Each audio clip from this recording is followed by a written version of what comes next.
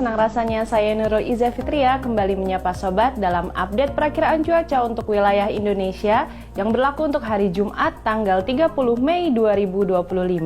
Mari kita simak informasi selengkapnya. Sobat BMKG, saat ini beberapa wilayah Indonesia sudah memasuki musim kemarau.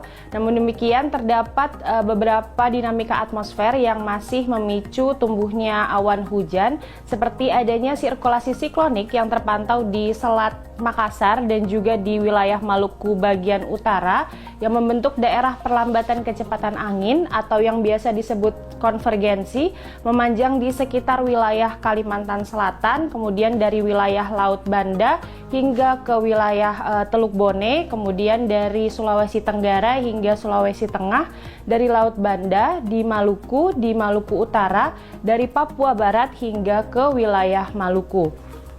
Daerah konvergensi lainnya juga memanjang di Selat Karimata, Semenanjung Malaysia hingga Laut Natuna, di Riau, Kalimantan Barat hingga perairan utara Kalimantan, di Laut Sulawesi, Gorontalo hingga ke Sulawesi Tengah, Laut Flores, Timor Leste hingga Laut Banda, di perairan utara Papua dan juga di Papua Pegunungan. Selain itu, daerah pertemuan angin atau yang biasa disebut konfluensi juga terpantau di Sumatera bagian selatan, di Laut Sulu, dan juga di Laut Sulawesi. Kondisi tersebut mampu meningkatkan potensi pertumbuhan awan hujan di sekitar wilayah sirkulasi siklonik dan juga di sepanjang daerah konvergensi maupun konfluensi tersebut.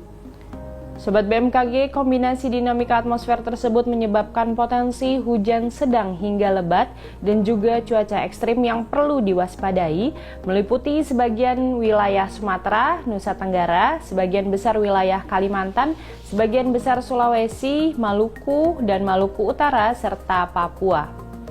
Kemudian kita beralih ke perakiraan tinggi gelombang laut. Sobat BMKG, adanya peningkatan kecepatan angin permukaan hingga mencapai lebih dari 25 knot terpantau di wilayah Laut Andaman, kemudian di perairan utara Aceh, di Aceh bagian utara, di Laut Arafuru, kemudian di wilayah Laut Timur dan juga di perairan selatan Nusa Tenggara Timur serta di wilayah Teluk Karpentaria yang mampu meningkatkan ketinggian gelombang di wilayah perairan tersebut.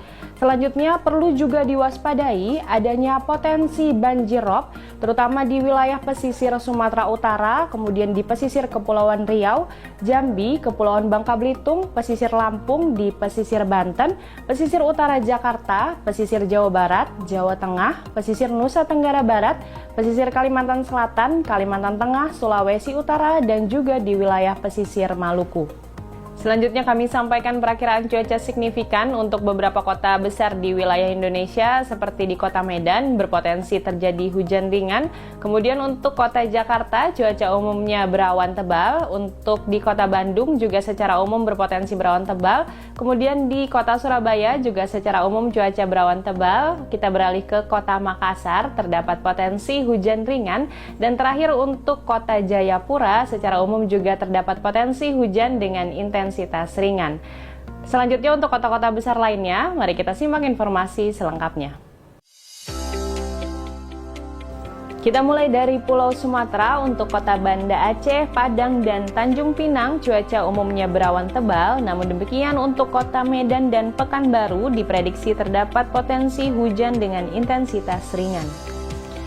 Masih dari Pulau Sumatera, untuk kota Bandar Lampung cukup kondusif, cuaca umumnya berawan. Kemudian di Bengkulu, Jambi, Palembang, dan Pangkal Pinang secara umum juga cuaca berawan tebal. Dari Pulau Sumatera kita beralih ke Pulau Jawa. Untuk kota-kota di Pulau Jawa seperti Serang, Jakarta, Bandung, Semarang, Yogyakarta, dan Surabaya cuaca diprediksi berawan tebal.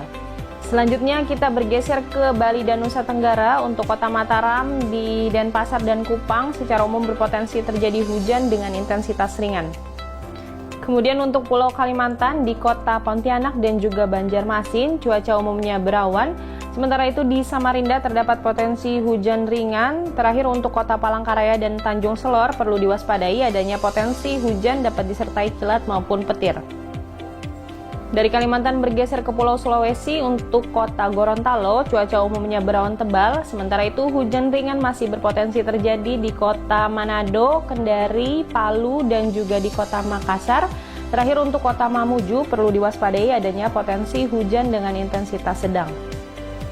Terakhir untuk wilayah Indonesia Timur, kota Merauke cuaca umumnya berawan, sementara itu hujan ringan berpotensi terjadi di wilayah Ambon, Ternate, Sorong, Manokwari, dan juga Jayapura. Dan untuk kota Nabire serta Jayawijaya berpotensi terjadi hujan dengan intensitas sedang.